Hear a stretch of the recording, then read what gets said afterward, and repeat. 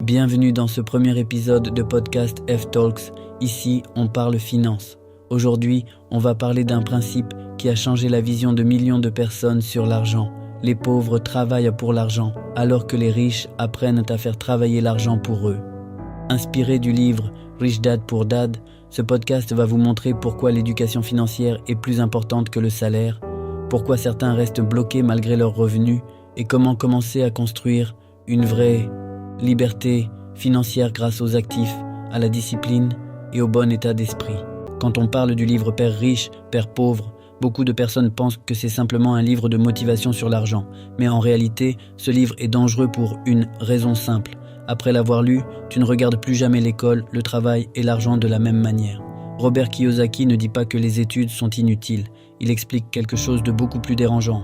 Le système scolaire a été conçu pour créer des employés compétents, pas des personnes financièrement libres. Et quand on regarde la réalité, c'est difficile de lui donner totalement tort. Pendant des années, on apprend à mémoriser des informations, à avoir de bonnes notes, à chercher un emploi stable. Mais personne ne nous apprend comment fonctionne réellement l'argent, les impôts, les investissements ou les actifs. Le livre repose sur deux visions opposées. Le père pauvre, qui représente la pensée classique, travaille dur, trouve un bon emploi, cherche la sécurité.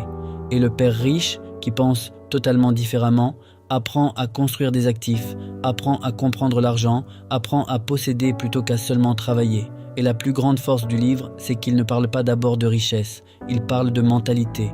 Parce que la majorité des gens, dès qu'ils gagnent plus d'argent, augmentent immédiatement leur niveau de vie.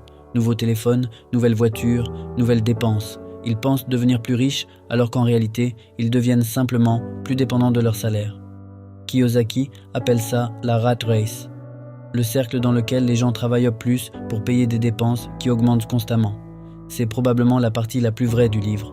Beaucoup de personnes gagnent correctement leur vie mais restent stressées financièrement parce que chaque revenu supplémentaire disparaît dans des passifs. Et là, Kiyosaki donne la leçon la plus importante du livre. La différence entre un actif et un passif. Un actif met de l'argent dans ta poche.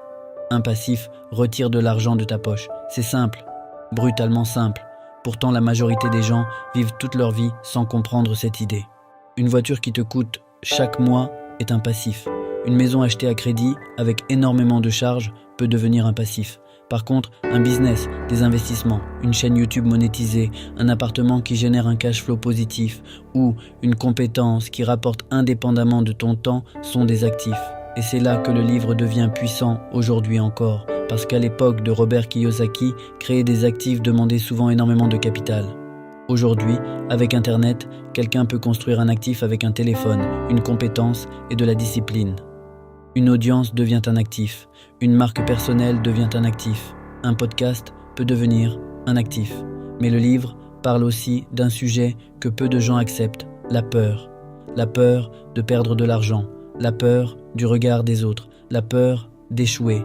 Kiyosaki explique que beaucoup restent pauvres, non pas parce qu'ils manquent d'opportunités, mais parce qu'ils cherchent trop la sécurité. Et cette phrase dérange parce qu'elle contient une part de vérité. Beaucoup préfèrent un salaire prévisible, même s'il les rend dépendants pendant 40 ans.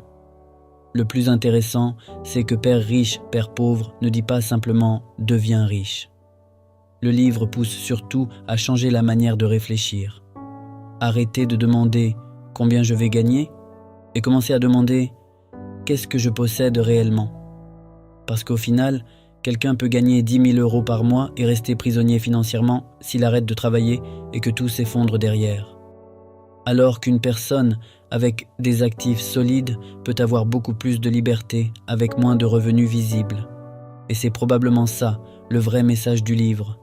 La richesse ne commence pas dans le portefeuille, elle commence dans la façon de penser l'argent.